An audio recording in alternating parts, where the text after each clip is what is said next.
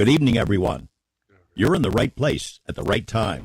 This is Coast to Coast AM, blasting out of the Mojave Desert like a Scirocco, blazing across the land, slamming into your radio like a supercharged nanoparticle of unobtainium. Greetings from the boldest, gaudiest, most outrageous city in the world, the planetary capital of sun, fun, sin, sex, and secrets, my not-so-humble hometown, Las Vegas, Nevada. My name is George Knapp, occasional host, designated driver of the airwaves, and moderator of tonight's upcoming cacophonous cavalcade of conversation. We're shaking out there. Thanks so much for spending some time with us this evening. We have two astute and learned guests tonight, and I suspect they will be taking us places we didn't expect to go. The name Hynek likely rings a bell with most of you if you follow the UFO subject at all. Dr. J. Allen Hynek is widely regarded as the father of American ufology. He was hired by the U.S. Air Force as a consultant and, in essence, the designated debunker. They'd lean on him to come up with explanations for UFO incidents, even if some seemed a little improbable. Talking about swamp gas. But something unexpected happened. Hynek came to the conclusion that a heck of a lot of these incidents were, in fact, not explainable, not in prosaic terms anyway. His subsequent work with colleagues like Jacques Vallée and others laid the foundations for the scientific study of UFOs. In recent weeks, a subsequent Pentagon program has dumped all over Hynek's work and the work of hundreds of other investigators by announcing there really is nothing to any of this. It's all explainable. It's birds, it's balloons, it's drones. It's secret stuff we can't tell you about.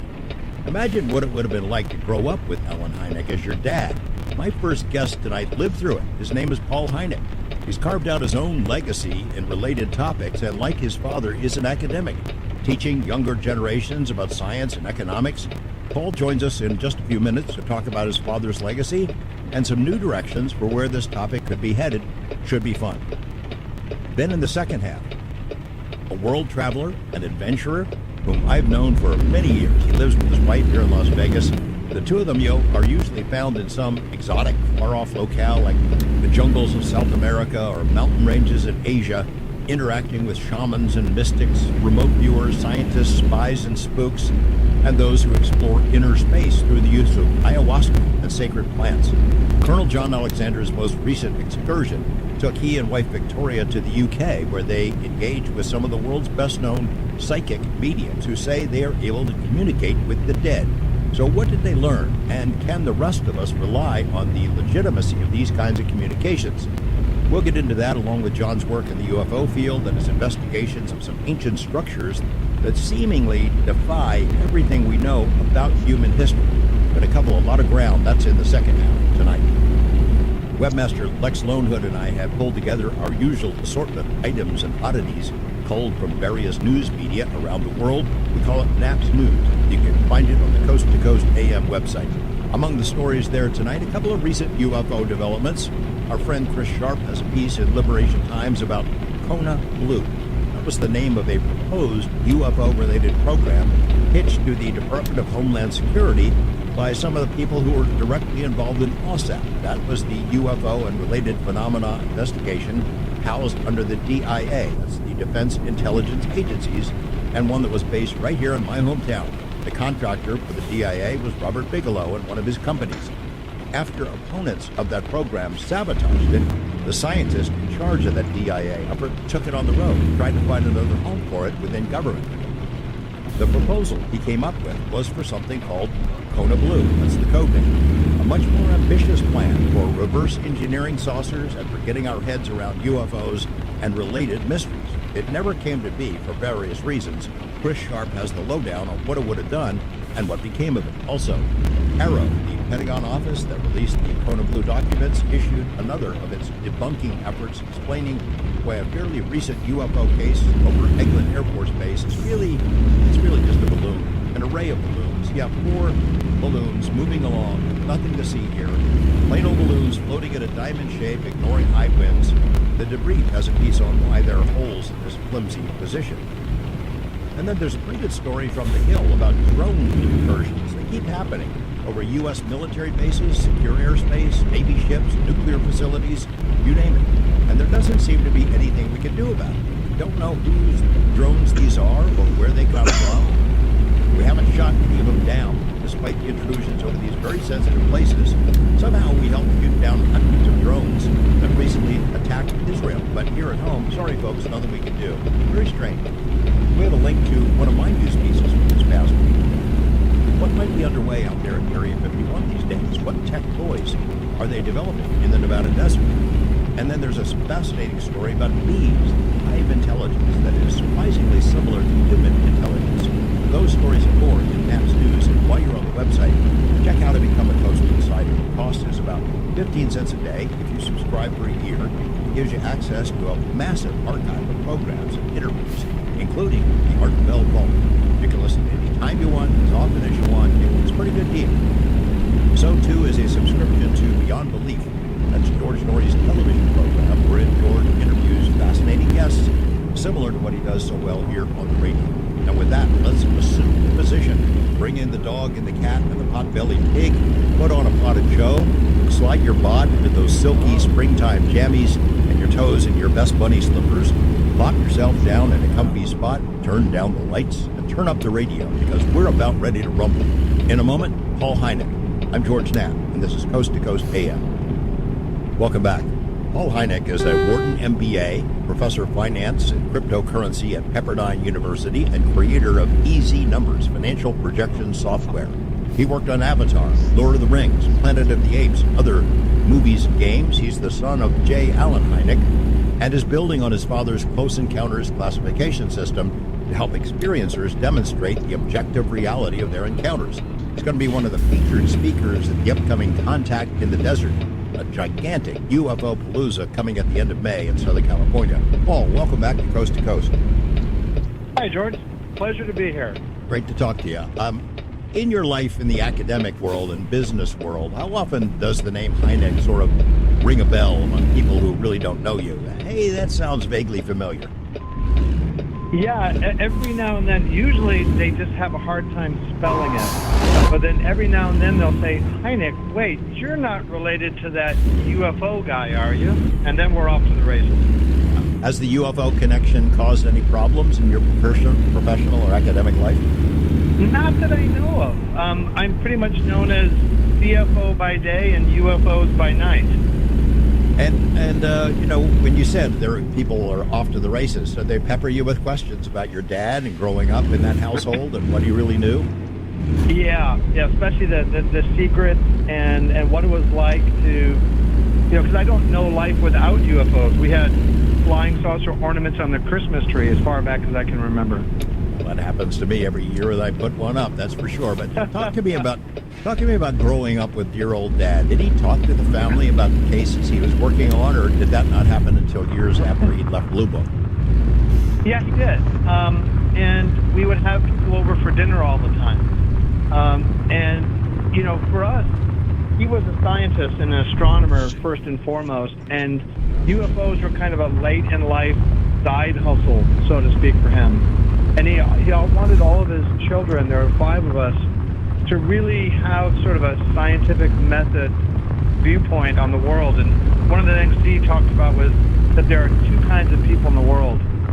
Those who are okay with questions they cannot answer, and those who are not okay with their answers being questioned.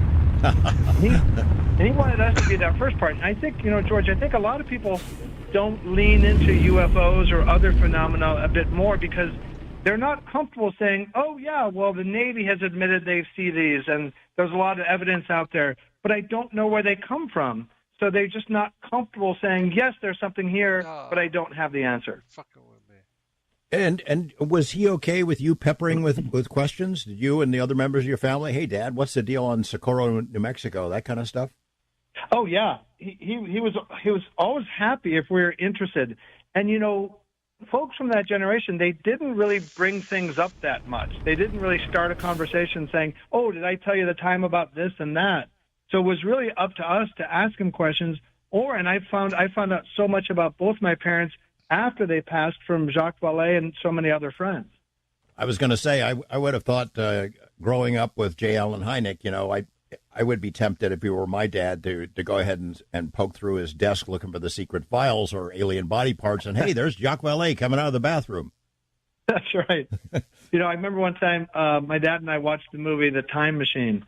And afterwards I said, I'm going to go downstairs and build a time machine, Dad. And he just starts laughing at me. And I got angry. I said, Dad, why are you laughing? Because, well, it's impossible. And, plus the fact that my other brothers are much better engineers than I ever could be. But then I said, but Dad, when you were a kid, wouldn't have people said it was impossible to go to the moon? And he said, you're right, bozo. You go downstairs and build your time machine. So now, emboldened by my dad's confidence, I ran down to the basement and I got some wire and some duct tape and some balsa wood, and then realized I had no idea even like any kind of working theory for how to build a time machine. So I just went outside and played kickball, but I was happy. You do have a working theory for a time machine now because you wrote about it in a book called the UFO Technology Handbook. We'll get into that a little bit later. Before we leave the topic of your dad, though, I mean, what an amazing legacy. And especially now, given the renewal of public interest in these subjects, there's a terrific book that was Mark O'Connell, I think, wrote about it, a biography of your dad. Gosh, that's a good book. But, I mean, it explains, they call him the Close Encounters man because that was his classification system. Close encounters of the first kind, second kind, third kind, fourth kind, and I guess they got a fifth kind now. You're working on something like that, revising that system, right? Yeah, so and I think my father would be gratified that people still use the close encounter system, which talked about sort of the type of experience. And I'd like to take that even further with a new system that piggybacks on that speaks to the kind and how compelling the evidence is. Because I have a passion now to help experiencers of all kinds, whether it's ghosts or UFOs or DMT or what have you, if they want to demonstrate that these experiences they have are objectively real. Now, a lot of people don't care. Their experiences are valid to them or they don't want to talk about it. But I've met hundreds of people who say they have messages to impart or would really like for their own sake to find out if these experiences are real. So I'm working on a protocol to sort of inculcate into experiencer communities a way for them to influence, because most of the time you can't control these experiences, but to influence them to ask the type of questions and get the kind of answers that scientists would be interested in. Because so far, the evidence we've gathered about UFOs really hasn't moved the needle for the scientific community. And I think by getting scientists more involved in this, involved with experiencers and communicating effectively, then I think we can really make some progress. So is there a category or different categories that you've added to the classification system? And if so, can you give us a rundown? Yeah, so basically, Close Encounters talks about sort of how far away an entity was. And then what I added on to that is 9 different categories of what type of evidence, whether it's physiological or technological. And really the gold standard is actually math. If you are able to go into an encounter and ask what seems to be a being with superior intelligence how to factor a very large prime number that a human couldn't do, and you come back with that answer, that would be interesting for a scientist. But even better, if you can solve one of the 7 unsolved math problems that the Millennium Institute highlights, somebody like Seth Shostak or Michael Shermer, friends of mine, they won't say, hey, you've proven aliens, but they will say, you've proven knowledge that no human has had before. I'd like to learn more about that. Let me come and see what you're doing. Just to get sidelined for a second, how deeply are those feet planted in the skeptic field? The names that you mentioned are people that, of course, we've heard all those. They've been guests on this program. But I just wonder if anything would get them out of those positions that they've adopted. Well, I know both of them. And I had a debate with Michael Shermer, and he came and spoke in my class at Pepperdine. They're both, I would say, scientifically open. They've not been convinced by evidence, but they've not been given evidence that they're used to. So what I want to do is reorient experiencers to say, look, if we want science to lean in, this is the type of information that they will accept, and we won't feel that they're moving the goalposts. And both of those gentlemen are very intellectually open if we give them information that they're used to in a format that they're comfortable with. You know, the nature of these phenomena, they're fleeting, they're wispy. They don't give us a lot of chance to focus on them. They don't cooperate at all, presumably because they're intelligent and they don't really want to tip their hands too much. We don't exactly know why, but if scientists today, if they can't measure it, if it's not repeatable, it can't be real. So many of them physicalists who are devoted to, well, if I can't have it in a lab, it doesn't exist. Right? Yeah, you're absolutely right. And these are very ephemeral. It's very hard to go into one of these experiences, maintain your wit, and bust out a question and actually come back with an answer that you may not understand. So this is one of the biggest Hail Marys I can think of. But getting this protocol into the hands of thousands of experiencers over the course of years, I think we might be able to bring back some nuggets. So you mentioned about your interactions with experiencers. How do these people find you? They just call you up or email and start a correspondence? Yeah, it's conferences, after appearances on radio like this, and I just email. People find me online, even though I have a pretty anemic social media footprint.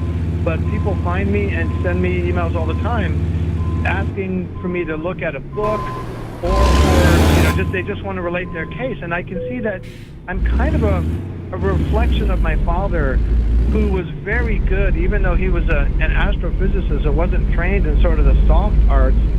He was able to talk to people after often the most traumatic experience of their life and make them feel like they weren't crazy. Because here you have this archetypal professor sitting down and listening to you and asking you questions and not laughing and perhaps saying, oh, this is interesting. I heard somebody else say they saw something last night also, or what you're reporting is consistent with a pattern that I've seen. And I've seen how valuable that can be to people who may feel that what happened wasn't real. They may feel that they're going crazy, but to have somebody listen to them and say, no, this is actually, you're not the first person to say something like this. I can see what it must have been like for my father. I can see people coming to you with their UFO stories because that's what happens to me too. I get those every day, all day long. But what about the more, the weirder stuff, phenomena of it that's not necessarily related to a flying saucer or something like that? You started listening to those stories as well. Yeah, my father used to take me to Harold Sherman's ESP conference when I was a kid. We went, I think, 3 years in a row. And he was the only UFO guy there. There was all psychic phenomena and things like that. And he was very open. He had Rosicrucian leanings. And so he wasn't sort of this paint-by-numbers, Dr. Spock logic scientist. He was very open to the idea of magic in the universe. And, once you start studying UFOs, it's hard to really remain closed-minded about other phenomena that's kind of living on the fringes of mainstream science. It's amazing how many really brainiac types, physical scientists, at least dabbled in Rosicrucianism and a couple of other things along those lines. It's just a matter of having a curious nature, right? I would think. Yeah, and it's so hard. Scientists, even though they can appear very arrogant and confident about some things, that's usually in the lane that they're in. But typically scientists are pretty flexible because they know there's no real dogma and things will change. But you also then have sort of this intellectual firewall. And I don't know if it's so much of a grand conspiracy as much as it is, let's say you're an ancient archaeologist and you hear about all these ideas, Graham Hancock and other, very interesting ideas, but you've just applied for a grant for something that goes along with the current mainstream thinking. You've got graduate students you got to manage. You've got your undergraduate class. You've got papers you got to publish, and you have a book tour. You just don't really have time to lean into all those other things. So I think a lot of the problem with science is that the people are just too busy and they don't know how to look at these alternative theories and pick out the ones that are the most interesting. It's a lot to absorb. The UFO field just by itself is so much to absorb. When you start expanding your parameters and look at some of the other weird stuff that seems to be related in ways we don't understand, man, you're in trouble trying to digest all that. Yeah, we're going to get into some of that, though, tonight, because you You in that book that I mentioned, the UFO Technology Handbook, you head down that road, and I think you're going to be talking about some connections to what people might call supernatural phenomena at your one of your talks at the Contact in the Desert. We're having a conversation with Paul Hynek. Much more to come here on Coast to Coast. Paul Hynek, there was a book that came out from your dad and Jacques Vallée. It was called The Edge of Reality. I didn't even read it until a few years ago. It's like a dialogue that goes back and forth between these two guys, where they really seemed kind of open to really strange phenomena that you wouldn't think are necessarily associated with UFOs. Have you read that book? Oh, yes. And had conversations with my dad back then and recently with Jacques. As we talked about, once you sort of open the UFO floodgates, it's kind of hard to have a narrow lane into the supernatural. And both my dad and Jacques now are very open to all sorts of phenomena. And as you know, Jacques is particularly interested in consciousness as sort of like a substrate for many of these phenomena. Yeah, that's sort of where a lot of the people that I know here in Las Vegas, Bigelow and Colin Kelleher and Hal Puthoff and their colleagues that were part of two different UFO studies, that's where they've ended up. They're looking at consciousness issues. And it's hard to explain how those things fit together or why somebody would move from UFOs to a bigger, more ephemeral sort of a topic like consciousness, but they are related. We just don't know how exactly to explain what that connection is. Or do you? Yeah. In the West, we tend to put things in buckets and say this is that, and this is that, and this is that. But I think the underlying truth may be that there's sort of a foundational substrate that unites a lot of phenomena that we think are different that may not really be that different or may just be perceived in different ways because of our own biases. The problem comes when you have things get really weird, like at Skinwalker Ranch, or, there's Bigelow's team is there for a number of years, and they see stuff. They go there to investigate UFOs, and they find all kinds of other things that are just so weird, you can't possibly figure out how it's all connected. And then, there's a DIA study that looked at the ranch, too, and, when that comes out about the kinds of phenomena, the things that people see with their own eyes and report, it makes it easy to ridicule. What do you talk about? Poltergeist activity or Bigfoot? Come on, those can't be real. Yeah, sometimes when I'm at a UFO conference, people will say, "Come on, Paul, we were talking about real things like UFOs. Why do you got to get weird and talk about DMT and Bitcoin?" Well, let's talk about that a little bit. You're going to be at Contact in the Desert. And I guess the first presentation you're going to make is about UFOs 101. But that will be looking at sort of the history of the phenomena and then your classification system and changes you want to make? Yeah, so basically it's just a primer for the UFO curious to see what the overall academic history of UFOs is. And then the other one is it includes supernatural stuff. Now, just having that title, that word in the title, I would think you'd get all kinds of ribbing from fellow academics. Yeah, and I hesitate to call myself an academic. I'm a sort of an accidental adjunct who teaches on a part-time basis, so I don't think I quite measure up to academic. All right. Well, I don't mean to make you more lofty than you are, but you do teach business, economics, things of that sort. You got an MBA, right? Yeah. Well, I'd call you an academic. Well, thank you. Can you share with us the nature of what kinds of supernatural stuff you're talking about, mixing them in with UFOs in the same bucket? Yeah, so one of the things I'm particularly interested in is DMT, the most powerful psychedelic. And Rick Strassman has a fantastic book about this called The Spirit Molecule.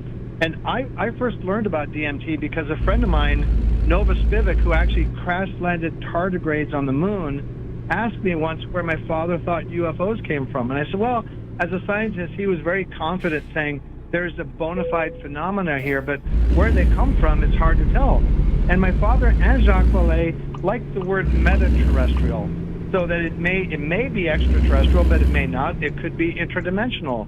And my friend said, you should read a book called Alien Information Theory. I said, Alien Information Theory? That's the sexiest book title ever. What's it about? It's DMT. And I said, I don't know what that is. And he told me it's this very powerful psychedelic drug.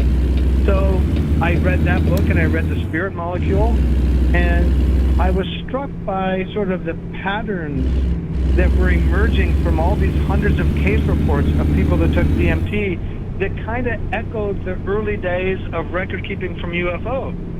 And because my father thought that UFOs might be interdimensional, and this book, Alien Information Theory by Andrew Gallimore, who's a fantastic person, by the way, he lays out this theory, and he's a neuroscientist, that what you experience under the influence of DMT may not be hallucinogenic. It may actually be demonstrably real. I thought, well, look, I don't have a talent yet to do Close Encounters of the Fifth Kind and summon saucers at my beck and call. But if I could partake in DMT and try to do an end around into this other dimension, then maybe I have a shot. So purely in the interest of science, George, I've been doing that and having conversations apparently with entities who have hinted that they're related to UFOs and aliens. I've heard these stories about people who make that trip into inner space, and then they encounter some entity of some sort. In some of those cases, they don't like being interrupted. Whatever they're doing, they've told me, "Hey, get the hell out of here! You're not supposed to be here," kind of a thing. Have you had that kind of experience, or are you seeing the same entities again and again each time you go over? Yeah, so the first time I went there, I said hello. You know, you really want to be polite in interdimensional traveling. And I just busted out, hey, are you what we perceive to be UFOs and aliens? And I felt like millions of miles of synapses and neurons firing, and the answer came down to me, we can't explain in a way that you would understand. And I remember thinking, well, yeah, I mean, if DMT and maybe ghosts and UFOs are related, I can see how that connective tissue would be above my intellectual pay grade, because that would be pretty interesting. But that really emboldened me. And so I've gone back and I've had them say, welcome back, Paul. Let's resume where we left off last time. I've read quite a bit about DMT and ayahuasca. I know a lot of people who've been down that road. And a lot of the people who were started out as UFO investigators have noticed the connections and the similarities. And they think that investigating inner space might be as productive in the long run as outer space. And as you even note in your UFO technology handbook, it's a lot easier to travel to meet aliens. I'm using air quotes around that. Just staying on this planet than it is to build some kind of super rocket ship that needs hyperdrive and go to some far off galaxy. That's right. And what's fascinating is you can invoke this experience at any time. And we don't know yet if it's real, but you certainly feel that it's hyper real. And when my father says these things might be interdimensional, and there's this really workable theory that the DMT verse, let's say, is another dimension, it's just too tantalizing a possibility for me not to pursue. Right. It doesn't exclude extraterrestrials either. They could be, it's as Valet has said many times, if you can manipulate space-time that way, you could be extraterrestrial, interdimensional, meta-terrestrial, time travelers, all the above. Yeah, Jacques said that if when all is said and done and the dust settles, the whole phenomena turns out to be only extraterrestrial, he'll be disappointed. Right. But I think we've passed the point of one answer for this. This seems like a big, multi-layered onion with a lot of answers. And I suspect there's an extraterrestrial component, interdimensional, perhaps time travel, who knows? But I think it's going to take a while for us to get to the bottom or the bottoms of the phenomena, because there just seems to be this multi-headed hydra. Yeah, and when you can entice a scientist to maybe take a look at UFO evidence, there are a lot of those cases, a lot of information. It's measurable, it's physical, but so much of it is seemingly isn't physical. It's here 1 second, gone the next. It doesn't repeat. It's really hard, I would think, to make the case that we need to look at the big picture for a lot of these hard scientists who are pushing back so hard. Yeah, my father liked to talk about the Cheshire Cat phenomena, because we see these craft in the air in the sky, and they just blink out and they're gone. And that didn't seem to really jive with our understanding of physics. And that's one of the things that lends him to think that this could be interdimensional. And the other reason he leaned that way is that if you compare the size of the known universe to, let's say, the continental U.S., we're nothing more than a speck of dust in Kansas. And even though we've been beaming episodes of I Love Lucy out into the heavens lo these many decades, it's still not easy just to find us because we're so small in a tucked away little corner of the universe. And then if extraterrestrials are coming all this way, it's kind of curious why they're not much more overt about what they're doing. Why would they come so far? Why would they care? But if it's interdimensional, well, they're already here or adjacent, and they may be in some way related to us, which would explain how they know about us and why they would care. Yeah. Let me ask you this. Current events in the world of ufology. A heck of a lot has changed in the last couple of years. You know, it was kind of a dead topic. There was the Project Blue Book is closed. The Condon report says there's nothing to it, despite the problems in that report. And there was a real lull. And we now know that there was no lull for the U.S. government, the Pentagon, that they continued studying this stuff in secret. And a lot of this stuff has spilled out in the last 5.5, 6 years. And suddenly the public is engaged. Mainstream media were, at least for a while, engaged. The scientific community started, hey, let's take a look at this. And Congress, of course. And it was an amazing transformation. I mean, my history with the topic is it's not even something even close to what your dad's was, but I would think he would be happy to see it, encouraged by it, and maybe even surprised. Yeah, I agree. There are studies now that show that more than half of the U.S. population believes in UFOs, which is a big change. And just the public stance of the Navy a few years ago saying, hey, we see a lot of things that we can't explain, and we're concerned for the safety of our aviators. That's such a different public stance. It's like 180 degrees different than that of the Air Force in my father's day, which was always nothing to see here, please disperse, go back about your business. Well, there are those who would like to stuff the genie back in the bottle. I don't know how closely you follow all the news out of the Pentagon and D.C. and Congress about this topic. It's hard to keep up with it nowadays. There's so much going on. But we are, I think, right now in a little bit of a lull again because of Arrow, the all-anomaly, this Pentagon group that came out. They did to UFOs what Condon did to Project Blue Book, and said, but they even did it worse, saying there's nothing to it. We don't see any evidence. The only unexplained cases, they're only unexplained because we don't have quite enough information. But if we had more information, we could explain them. But this is debunking on a scale even the Air Force back in those days wouldn't have tried. Are you following it closely, or do you have time to do that? Well, I agree. I think it's a good way that you put it, like sort of debunking to a higher level. You know, I don't follow that closely because I've long since lost faith in the U.S. government related to how they look at UFOs and other things.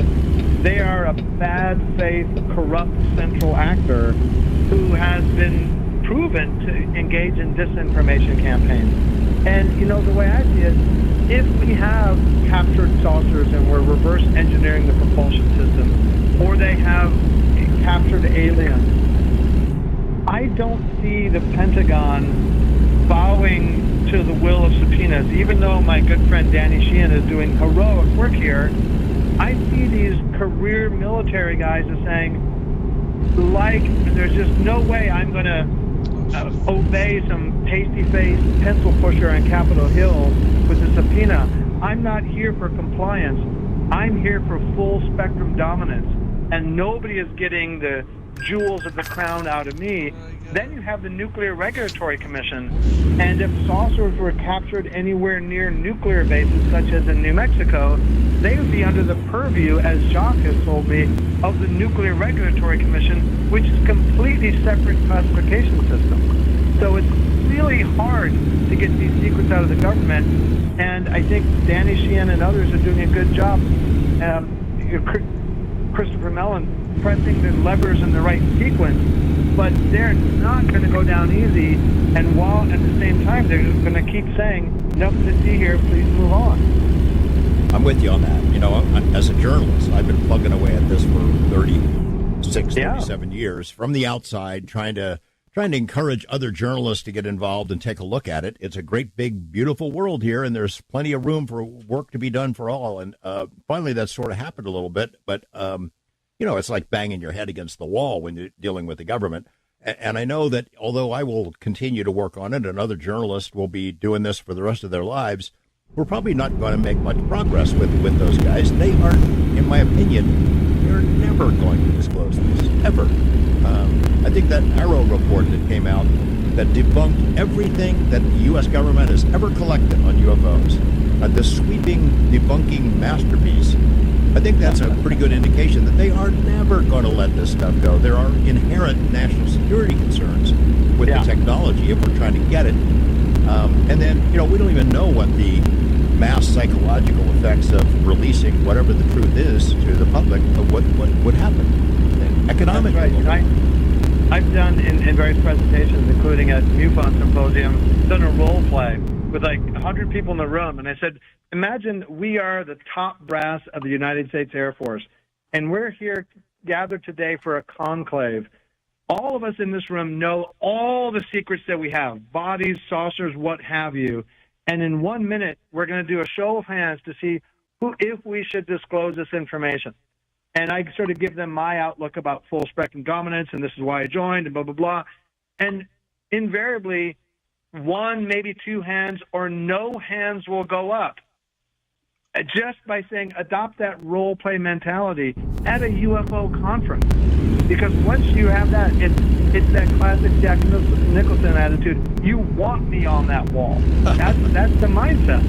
Well, I mean, I don't completely disagree with that. I mean, the U.S. Air Force gets stuck with this because they're in charge of our airspace, but I don't think they've never embraced the idea that it's up to us to study this, let alone reveal it to the world. They're uncomfortable with it, and I don't blame them. But, you know, I guess those who are interested in this, you keep trying to get them to spill some beans, but I have given up on the idea that they're ever going to do it, even though, you know, we could all continue to work in that direction and try. I don't see it happening. Just don't see it. Well, you don't have a Peabody Award for nothing, so I wouldn't rule it out that you're going to upturn some juicy nugget. I want to get into how the heck you ended up working on these blockbuster movies, some of our favorites, and I know that they're favorites of our listeners as well. But we're going to be going to a break here in about 30, 40 seconds or so, and then the idea of crash saucers. We really would like to get your take on whether you think they really do have them. And if you're, you know, given your academic history and your degrees and your experience, the economics of flying saucers, because I would think that would be another good reason not to release this stuff. If you're a company, a big aerospace company, and you've been working on cracking the secret, and then suddenly you get it, good gosh, can you imagine what that would be worth? We'll get into that in our next segment with Paul Hynek.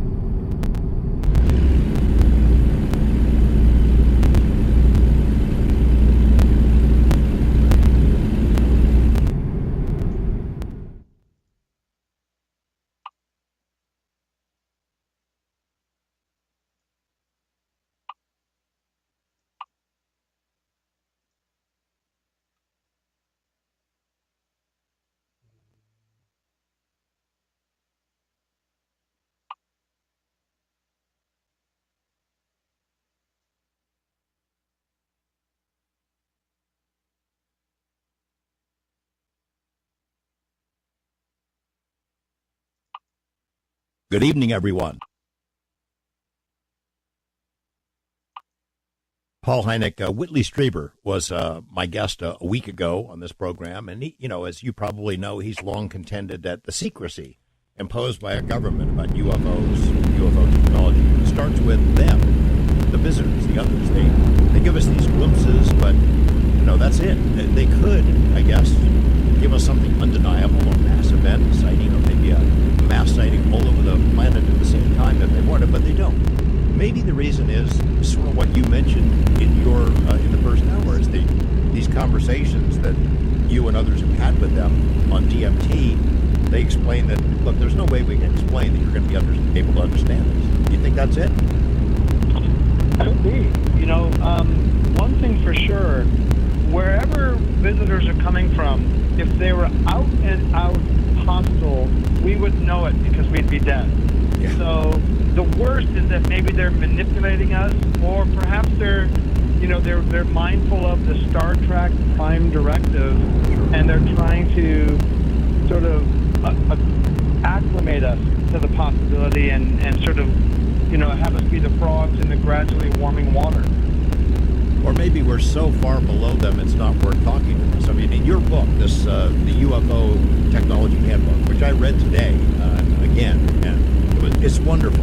It takes very complicated stuff and makes it so even a techno nitwit like me can understand it. You get into the Kardashev scale, and the Kardashev scale, which defines civilizations based on their energy use, Right. type 1, type 2, type 3. We humans are not quite to type 1, right? We're not That's there right. yet. And where it gets really interesting is it's postulated that after we have a singularity where artificial intelligence wakes up one way or another and becomes recursively self-improving, we will then wield power over inert matter such as to convert whole planets into batteries. And that's when you start having a solar system or galactic level ranking on the Kardashev scale. Well, we humans are not to type 1 yet. Type 2 would be so far advanced. Type 3 is hard to get our head around. And I didn't even know there was a type 4 and 5 that you referenced in this book, but they might as well be gods. I mean, we might as well be trying to communicate with the sun as opposed to, we wouldn't even recognize them as life forms, right? That's right. And I think that's pretty much a post-biological civilization that just wields power that to us is just magic. It just converts wholesale planetary systems from inert matter into batteries. They wouldn't even need bodies. They wouldn't be using radio signals. Whatever SETI is looking for, they're not likely to find that stuff, I would think. Yeah, they would be pretty much invisible to all of our conventional methods of locating sort of digital breadcrumbs from civilization. It'd be the equivalent of us trying to talk to an ant, I guess, or maybe even more exaggerated than that. I guess, your book does not argue that UFOs are real. You skip that whole debate. You don't even get into it. It's not worth your time, I would think. You're considering how they, wherever they're from, could get here. And you can examine a lot of different possibilities in the idea that someday we might be able to get there, wherever that is. Do you think that could happen? Right. So that part of the book is about how we could become the space-faring civilization and venture forth. And, if you look at progress in technology on a linear scale, it's very hard to make those jumps. But the world doesn't work like that. There are black swan events where suddenly there's this new advance that we couldn't even conceive of before. And one of the things that we know is that the rate of technological change is itself accelerating. We now have iPhones and Samsung phones in our pockets that are more powerful, as they always say, than the computers that launched the Apollo program. Just imagine what these phones will be like in 10 years. Will it be a hologram in the palm of your hand? Will it be lasers, instantly etching on your eyeballs? And that's just consumer-facing technology. We know for sure that the government has technology beyond. There are articles that I read about, like this guy Frankie Zapata flying around with his things on his ankles. You see these videos, and I'm thinking, is that an AI deepfake, or is that real? There are things that you can see now on YouTube that I didn't think were real. So for me to think, to go interplanetary travel, there's a lot of problems with it, the radiation and the distances, but there are breakthrough technologies that we're sort of on the cusp of that make it conceivable for us to go out into space and become the aliens. And not necessarily in a rocket. That's right. That's right. There are so many, my father used to talk about how people have their both feet firmly planted in the last century. And now, with wormholes and other ways of manipulating space and time, it's not so much filling up the spaceship with unleaded gas and just heading out for the stars. It makes you wonder why we ever see any glimpse of them at all. I mean, if they are far enough advanced, they wouldn't need flying saucers to get here. It makes you wonder if some of this is theater, that they're meant to give us just a little glimpse at a time. You know, that's an interesting point, George. Maybe they didn't come here in saucers, but because they know we would freak out so much if there weren't saucers involved, they just sort of toss those in to make us feel comfortable. Yeah, or to give us an idea. Hey, we should try to build one of those. I mean, that a lot of people have thought that. When you get into the conversation about crash saucers, there's a line of thought that maybe those aren't crashes. Maybe they're gifts that they're left there for us to find in order to inspire us to go ahead and try to build our own. I'll tell you what, if that was my technology, I wouldn't give it to us. I wouldn't let us know about it at all, because I know what we're capable of doing. That's an interesting idea, that they're sort of like DIY tutorial kits for us, because it doesn't really make a lot of sense that some saucer comes from Zeta Reticuli and navigates all the hazards of space, and then when they get here, they crash into the desert. That just never really made a lot of sense to me. So I like this idea of, hey, there's a saucer for you. They'll probably find it, and, given 50, 100 years, reverse engineer it. I don't know where you are on crash saucers. I think we've got some. I think the evidence is pretty good. There's been enough testimony from people that we do have them. Mm-hmm. What I keep hearing over and over is that we haven't had much progress. We haven't figured out how to crack the sequence and build our own, at least not build the craft that we see in the skies. Do you think that is the case? And do you think that economics plays into it at all, in that they haven't expanded the range of people who are allowed to see this stuff, so we haven't made a breakthrough? And even if we did, I mean, I'm not all that convinced that they want to share that information with the rest of the world, because it'd be pretty darn valuable. Yeah, we could well have saucers. The one thing I'm sure of is that if we do have saucers, and we have successfully both reverse engineered the propulsion system and figured out how to make that compatible with our energy grid, if we had done that, they'd be speaking English in Moscow and Beijing by now. Because we're not going to sit, just like we're talking about, we're not going to divulge that. We're also not going to sit on that. We're going to use that. So we may well have saucers, but if so, we really haven't figured out what to do with them yet. That's how I see it. I'm with you on that. Can you, we got a lot of people on the phones. I want to take some calls, but I want to talk about cryptocurrency first, because somehow you have weaved cryptocurrency into these subjects. You clever guy. How do you make that fit? Well, yeah, so there's a lot to get into, but I see Bitcoin as the biggest innovation of our lifetimes. I think a proof of work governance protocol such as Bitcoin is the inevitable terminus of finance. And I believe in Bitcoin astronomy, in that any civilization in the universe, if they have individuals with individual economic motives, they have finite resources, and there's no magic involved, that civilization will inevitably, I believe, develop a store of value roughly analogous to our Bitcoin. Now, when we colonize Mars, which is not too far in the future, I don't think they're going to use the U.S. dollar and monitor Fed broadcasts to see which way the wind is blowing for interest rates and such. I think they'll use Bitcoin. Then they'll get frustrated that they can't mine it. They'll make Mars coin. Bitcoin will then be called Earth coin, and will basically be our planetary credit score. And that will be the lingua franca for us to communicate with other civilizations. Well, I can imagine your father, the astronomer, being pretty proud of that idea. Yeah, I wonder. It's an interesting idea. And, I think a lot of us feel that our nuclear technology has sent out sort of negative technological beacons into space that have either concerned or warned others. I think Bitcoin could be the opposite, that the digital breadcrumbs of blockchain and Bitcoin could be signaling to any kind of, let's say, galactic federation that we've put on our big boy pants and we're now ready to convene and have a seat at the table. Wow, that's a pretty ambitious idea. I like that idea. I'm sure our audience will want to ask about it. In the meantime, we've got some folks on the phone. We'll start taking some calls. First-time caller, Michael in Burbank. Hi, Michael. You're on with Paul Hynek. This is going back to what you were talking about, the DMT and how it affects the brain.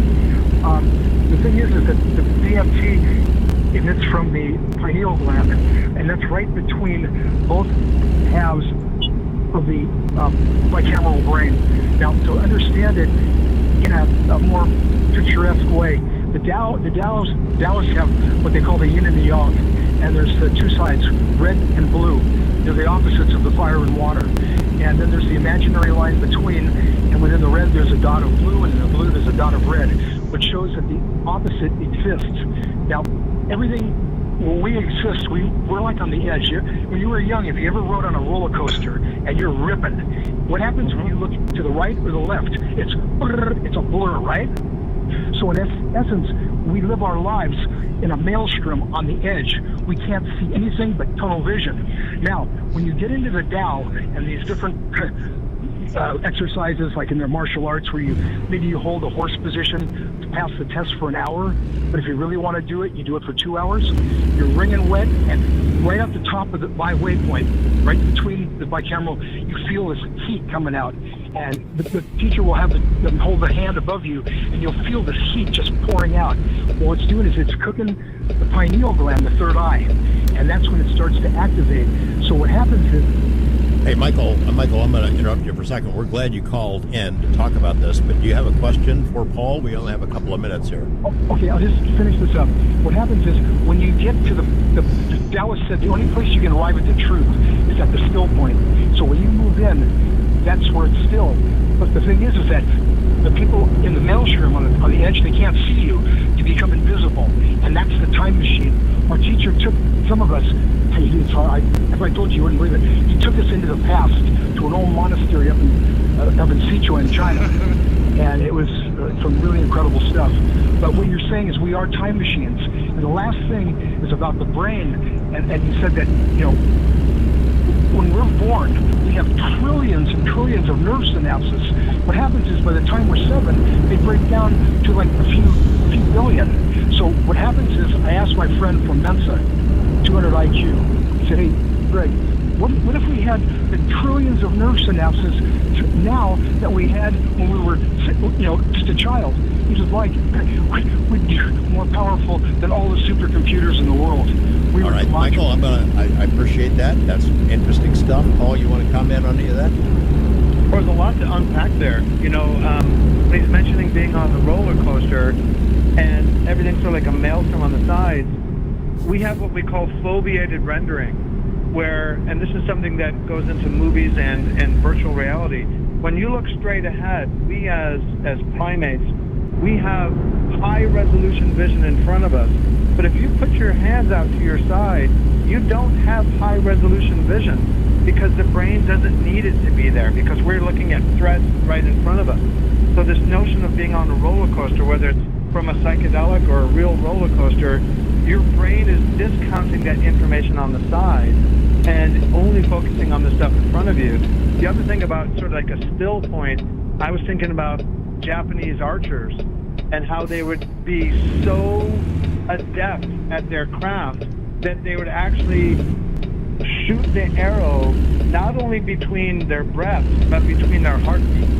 And that to me is always a great example of devotion to your craft and getting to that Zen or Tao still point, which has so much value. Michael, thank you for that call. Paul, I got a feeling you've been watching Shogun, the new series. Oh, yeah. Fascinating. I lived in Japan for 4 years, so I'm a big Japanophile. Oh, my gosh. Let me ask you about these movie projects and I guess games associated with these big movies. Good grief. Lord of the Rings, how'd you get involved in that? So I worked at a company called Giant Studios, and we were the world leaders in motion capture, which is using markers on a body to capture the skeletal movement, and then you translate those to Gollum for Lord of the Rings or the Na'vi in Avatar. So we developed what's called a virtual production pipeline, where you can walk into the studio and see an actor move around, and they're wearing like black spandex, which is very flattering to all actors' bodies, and these little markers. But in real time, if you've made the assets beforehand, you can see the animated character like Gollum or the Na'vi or the apes in Planet of the Apes moving in real time, synced with the motions of the actor on the stage. And then you can see that whole world. So like James Cameron would walk around with what we called a virtual camera, and he's walking around on Pandora, not sure what he's going to see. It's kind of a voyage of discovery for him. Wow. That's a lot of fun to be working on something like that. It was. It's a tough business, and we sold the company to James Cameron after Avatar. I've seen some of those making of, both of the Gollum stuff and Lord of the Rings and Avatar, and it blows your mind. It also brings us back to the topics we've been discussing. You're looking at AI and what happens with that next. AI combined with virtual reality, the possibilities go so far beyond entertainment, right? Oh yeah, and one thing about Avatar, that gets back to something we were talking about before.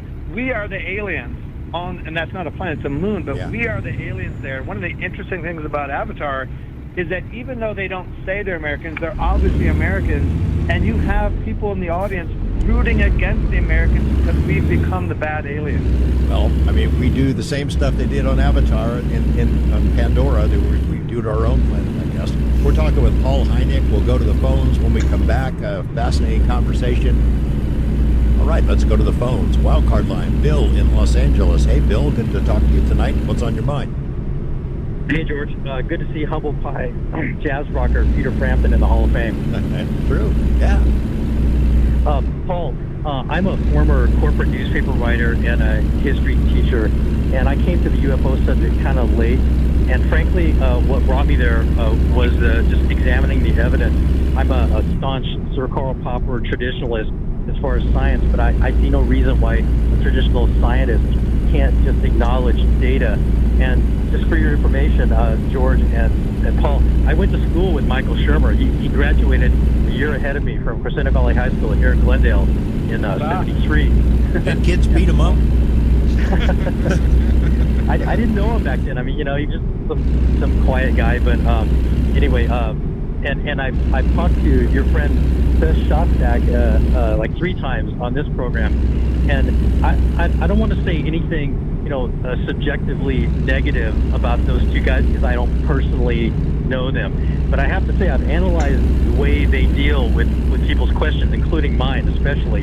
And both of them have this way, a very subtle way of saying, well, I'm open-minded, but then they preclude certain questions that go places that either they're not familiar with, in the case of Shostak, or who does, frankly, a lot of gaslighting about stuff that he has no knowledge about, including radar and most of the ufology cases. He just doesn't have a clue, to quote Richard Dolan. And I think anybody being honest, especially these historical cases, which interest me more than the modern ones, actually, because there was no computer spoofing, no lasers, and we knew certain things about the limits of technology, like in the 1950s. And I've confronted Seth Shostak about the impossible speed that these 1952 double flyovers of DC craft were doing, like 7,000 miles per hour, documented by at least 3 radar operators, including experienced military and civilian operators. And he just pretends ignorance, like, well, I don't really know how fast the jets were going back then. Well, I do. They were going 1/10. They were going 1/10 that speed. And I would say to anybody being honest, just do a mathematical calculation on what could do 7,000 miles an hour in these breakaways, reversing out their trajectory back in 1952. We know what our craft could do back then. They could not do that. And we got plenty of military and civilian documentation about that stuff. So I'd like to hear your perspective on applying the scientific method to the historical cases that have fewer variables to deal with, like the computer spoofing. That's a really good question. And, Michael Shermer was a devout Christian, and he went to Pepperdine. And now, of course, he's a pretty famous atheist. So he has changed his mind on that topic. I don't know if there's a lot to be gained from these two guys. going back over existing cases because they've already seen a lot of this stuff and they've already come to their own conclusions. So my strategy is to bring new evidence that's science-friendly from the get-go, of an evidence that they are much more comfortable with. Because I don't see them changing their mind, rehashing old cases, because I've seen them kind of poo-poo that. So that's why I'm trying a different tack. I think, Paul, that a lot of these cases that Bill is referencing are new cases to them because they haven't read this stuff. I mean, I got a colleague, co-author, James Lukatsky and Colin Kelleher, who they looked at old cases. It was part of the OSAP program, and they specifically had them for the same reason Bill is talking about. Is look, there were no drones back then. This is not some mystery drone being flown by China. These things are real. They were detected on our sensor systems, seen by pilots. But the data that we have is the best data that existed. So, I think that his point is these guys haven't looked at those cases, or if they have, they didn't remember much of the data about them. Yeah. Bill, thanks for that call. Appreciate it. East of the Rockies, Blake in Tyler, Texas. Hey, Blake, how you doing? Really fine. I want to go back to what Paul was saying about some kind of substrate appears to be interrelating all these paranormal events that are being experienced. And I believe that substrate is to be dark matter energy, and the speed of light is not the fastest known, or not the fastest we know, but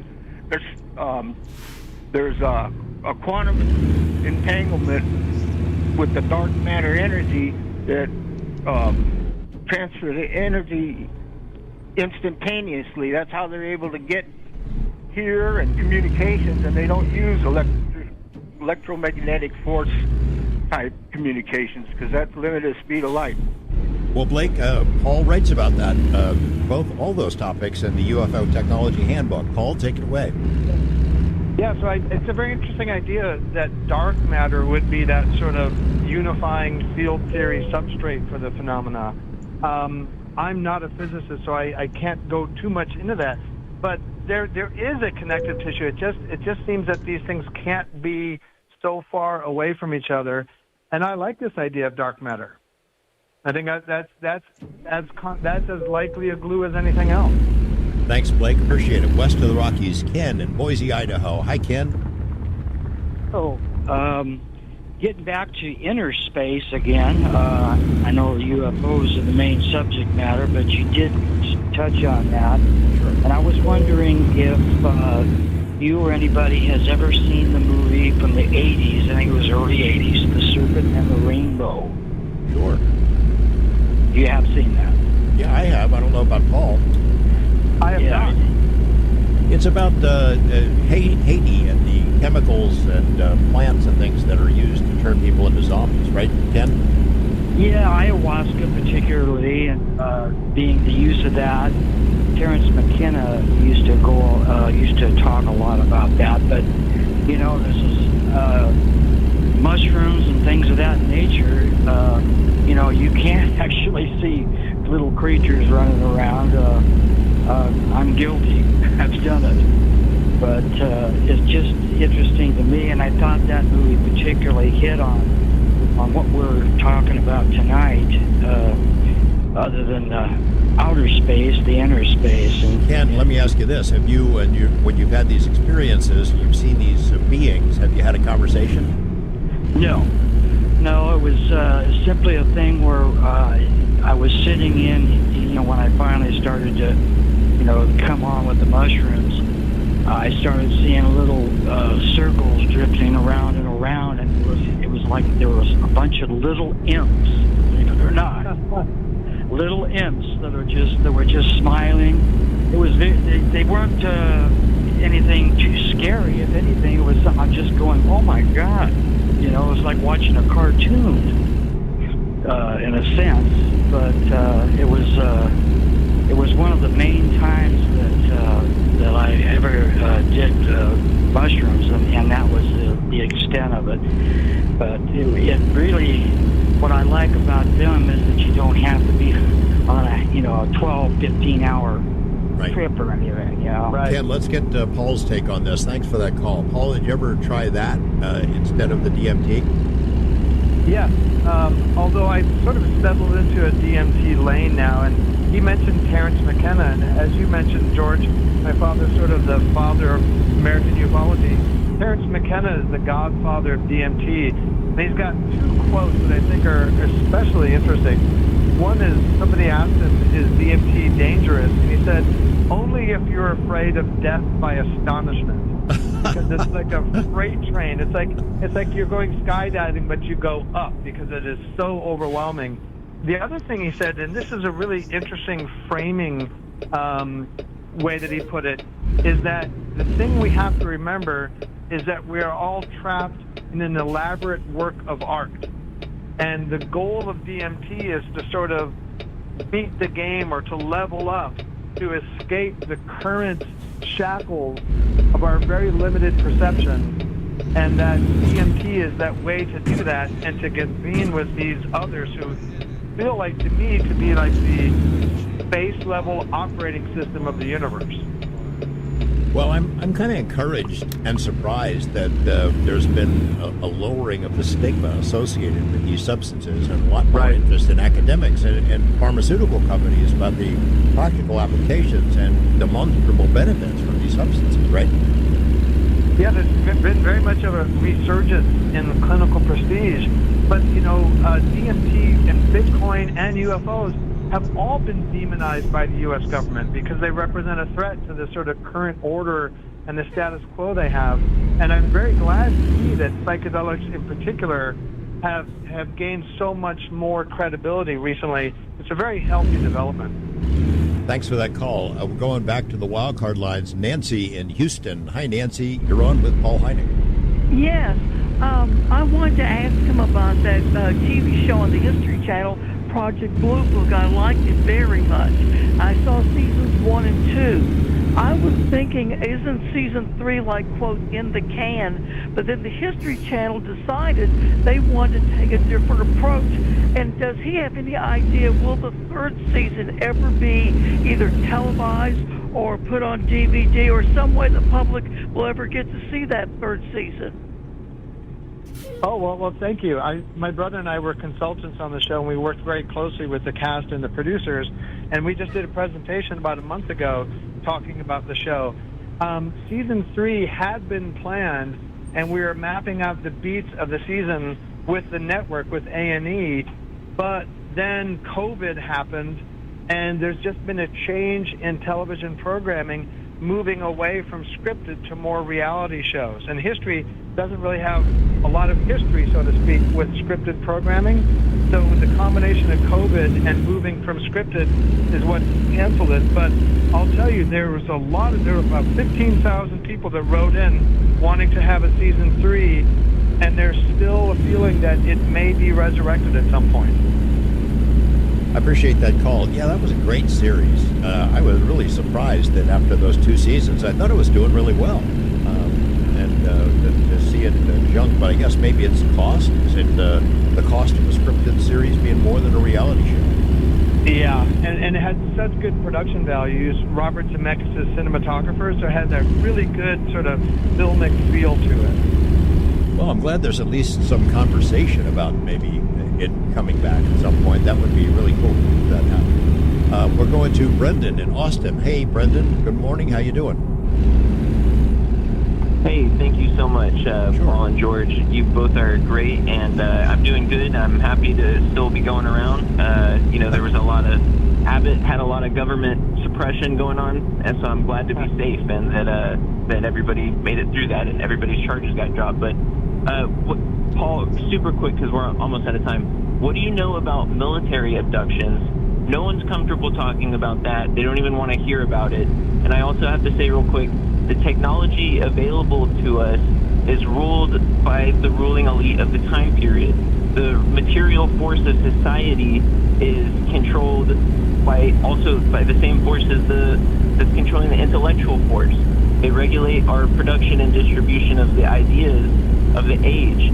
So it's an economic liability and an incentive not to research UFOs as a scientist, because you'll lose the grants, and these elites, they blockade us off academically through economic constraints. And so do you think that our reliance on a scarcity-based economy is the cause of hoarding alternative energy and UFO technologies?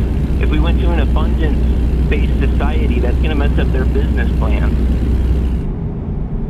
Well, it's a good question. I mean, there are a lot of people and companies and departments with vested interest in the current status quo and the current energy systems. So I don't see a lot of reason for them to change. Brendan, thanks for that call. We're going to try to get one more in before the break comes up. Walter in Graham, Washington. Hi, Walter. Welcome to Coast. What's on your mind? Hello, George. Yeah, I'd like to say I'm a bit confused about some people like James Gilliam. He's well known for contacting UFOs out at Trout Lake in eastern Washington. Right. And clear back when Art Bell was there, when James was first on, I talked to James at a UFO conference. I said, well, why didn't Art come out, or why didn't he send somebody out and spend the night there? Because James has had astronauts out there, generals, people who and had the experience and saw the machines or whatever they are.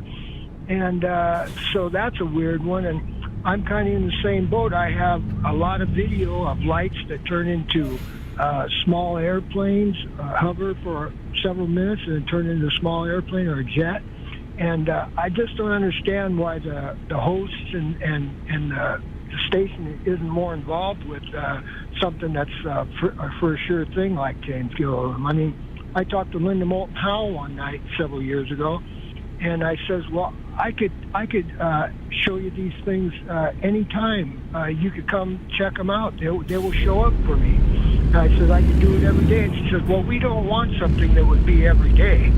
And I about fainted. But anyway. Well, Walter, let me answer this in this way, and then we'll let Paul in. It's that, Okay. Art Bell, George Norrie, they're radio talk show hosts. They weren't doing investigative reporting. They weren't have boots on the ground travel to do personal investigations. It was a talk show, so it's a different sort of a role. And I think that a lot of people that I know have been to James Gilliland's ranch and have seen things in the sky. Don't know what they are, but there were objects and lights in the sky. Robbie Williams, a famous singer, had been there, and his buddy Mark Allen had gone up there with a group, and they saw things in the sky. Again, don't know what they are. But Paul, are you familiar with James Gilliland and his ranch? Yeah, and I think part of the challenge is, and I'm sure this happens with you, George, there are a lot of people, because you are a journalist, a lot of people will come and say, hey, I've got experiences here and I can replicate them. And so many of us go to these, and sometimes they don't pan out, but you just don't know, because there's so many people that have these claims and want you to come out that you can't see them all. It's true. Yep. Same thing. I've been out hundreds of times in different places all over the country, all over the world. I've never seen one. So I'm like kryptonite to UFOs. Paul Hynek, it's great. It's great talking to you. I can't wait to see you and see your presentations and Contact in the Desert. You have 3 different presentations over those days? That's right, I do.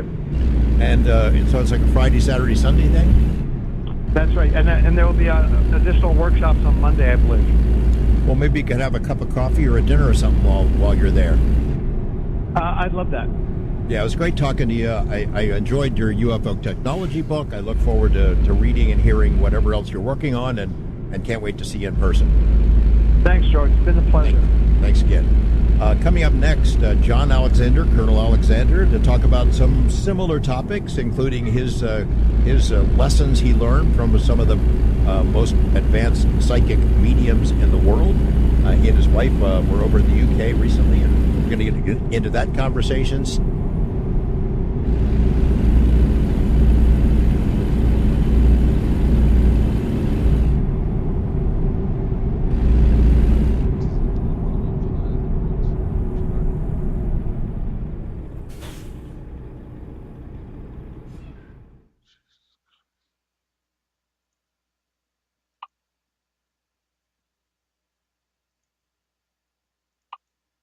Dr. John Alexander is a former Green Beret commander. He was a boots-on-the-ground combat leader in Vietnam and Thailand. He was a developer of non-lethal weapons at Los Alamos Lab.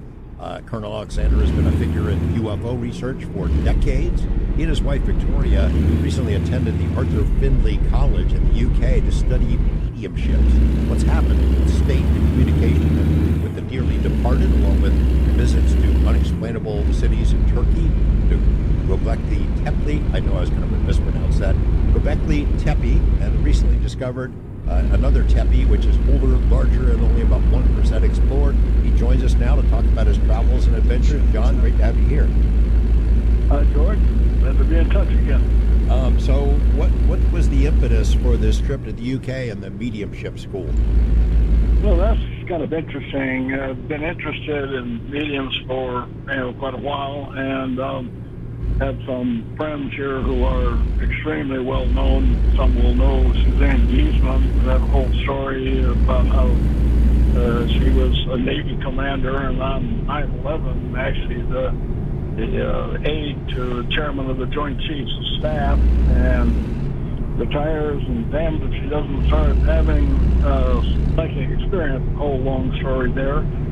But I had asked her how she got, because she was not one of these original psychics, people who grew up with it, or anybody in the family or anything like that, and actually trained for it, and said she had been at Arthur Findlay College.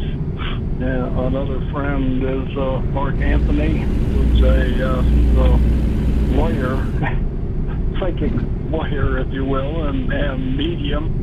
And he too had been at Arthur Findlay. So the opportunity came up, and Victoria said, yeah, she'd like to try this trance mediumship. So we went over, and quite surprising, did it. How long were you there? Oh, it was just a little over a week.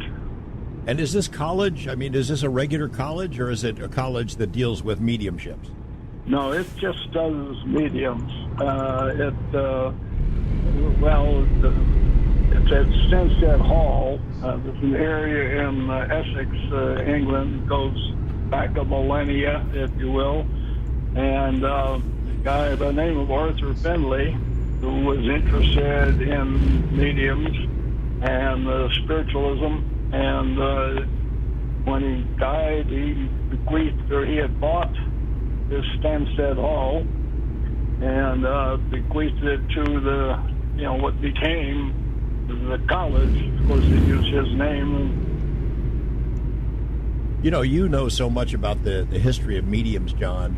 A little over a century ago, the best minds in the world, leaders in science, and some of the brightest writers, Arthur Conan Doyle, for example, were involved with spiritualism in the UK, and it was somewhat respectable to dig into it. What changed?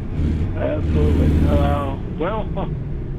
A lot of it was our brand of science and materialism, although you're right, this goes back into the 1800s, actually. And our friends at BICS, Bigelow Institute for Consciousness Study,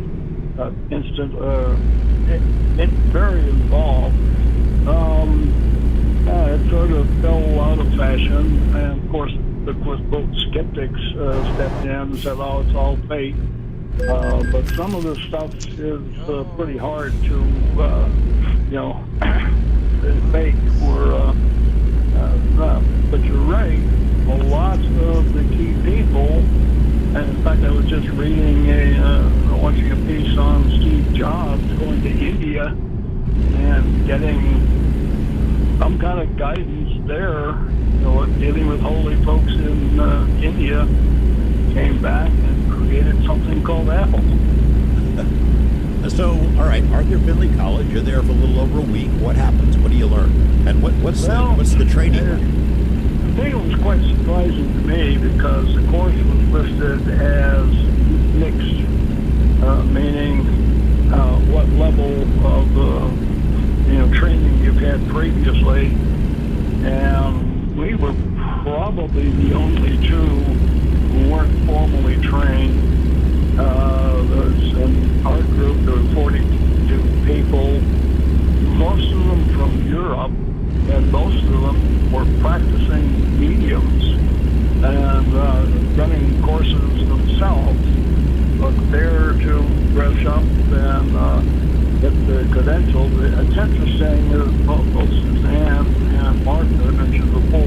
their resume, they put in there, a lot of other mediums do, they put in their trained at Findlay College. So very well known in Europe, not so much here in the U.S.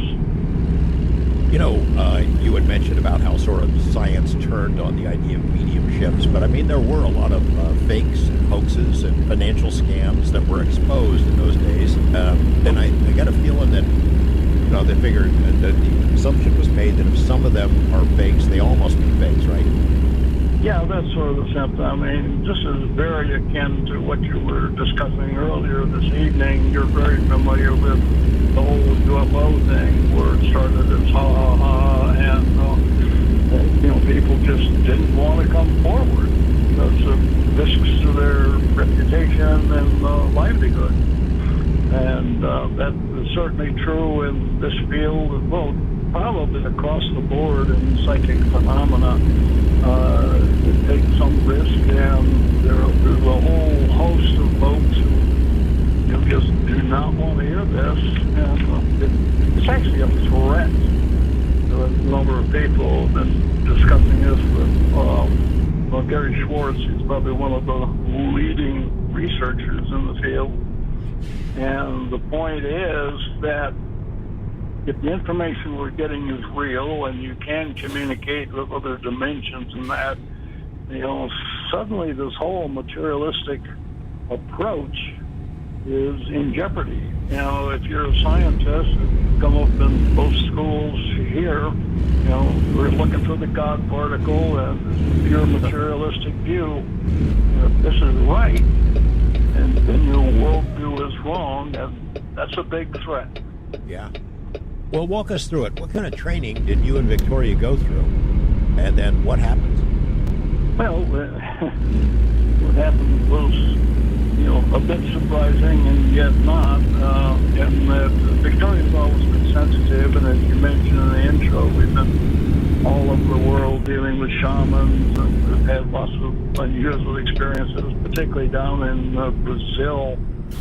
I mean, that's one, I think, you know, where she became totally possessed at a Umbanda ceremony, and, you know, that was just really strange to watch. But this is one where you were trying to talk to or deal with external entities, particularly ones that you mentioned, dearly departed. And although they're in school, some of them, particularly the instructors, were more trying to get into broader concepts than just trying to talk to Aunt Susie or, you know, whoever is out there. A lot of people, of course, want, you know, the personal experience and talk to the dad left, but it's potentially much harder. We spent a lot of time in little group exercises, if you will.